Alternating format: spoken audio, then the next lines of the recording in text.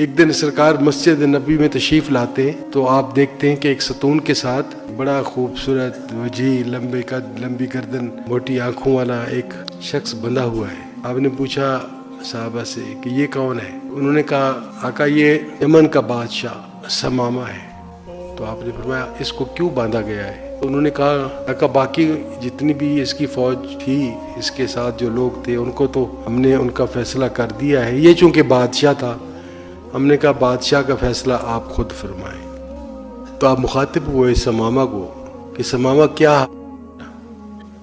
اس نے سرکار کی طرف دیکھے بغیر کہا کہ گرفتار بھی کرتے ہو، حال بھی پوچھتے ہو۔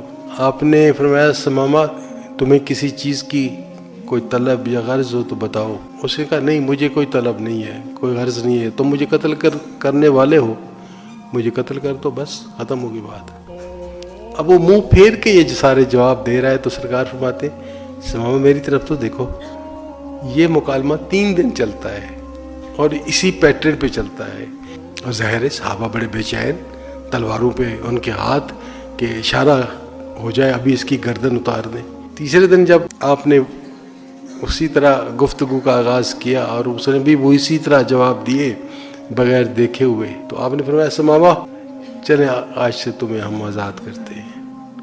اس کو اپنے کانوں پر یقین نہ آیا کہ 3 دن سے بدتمیزی کر رہا ہوں میں، اس شخص سے کر رہا ہوں جس کے قبضے میں میری اس وقت جان ہے۔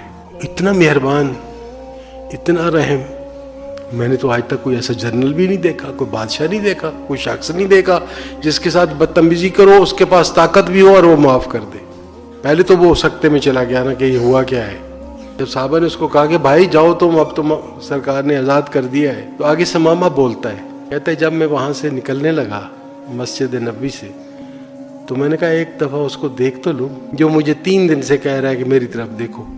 مڑ کے میرا دیکھنا تھا تو اس کے بعد میرا دل میرے قابو میں نہیں رہا، میں آگے کی طرف دوڑتا تھا، دل میرا پیچھے کی طرف کھینچتا تھا۔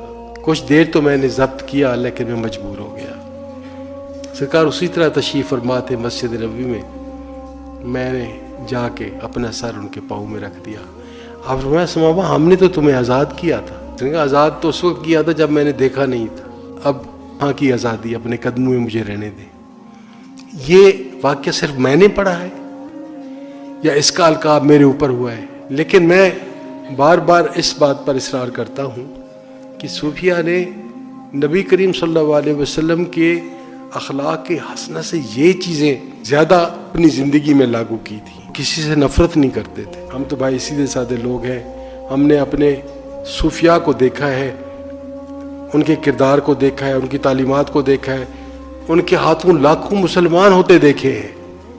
حضرت بابا فرید الدین مسعود گنج شکر رحمۃ اللہ علیہ گھر سے جب باہر آئے تو ایک شخص دیوار کے ساتھ اکیلا بیٹھا ہوا تھا، باقی دو ایک پرات میں کھا رہے تھے۔ آپ نے اس کی طرف دیکھا، فرمایا میاں تم کھانا کیوں نہیں کھا رہے؟ اس نے کہا حضور میں ہندو شودر ہوں، یہ مجھے کوئی بھی اپنے ساتھ کھلانے کے لیے تیار نہیں ہے۔ بابا صاحب نے فرمایا میاں اگر تم اجازت دو تو میں تمہارے ساتھ کھا لوں۔ یہ ہے وہ اخلاق حسنہ جس کے ساتھ آپ کے ملازمین ساتھ بٹھانے کے لیے تیار نہیں تھے، اس کے ساتھ آپ یہ پوچھ کے کھانا اس کے ساتھ کھاتے ہیں کہ میاں اگر تم مجھے اجازت دو تو میں تمہارے ساتھ کھا لوں۔ یہ اخلاق حسنہ کہاں چلا گیا؟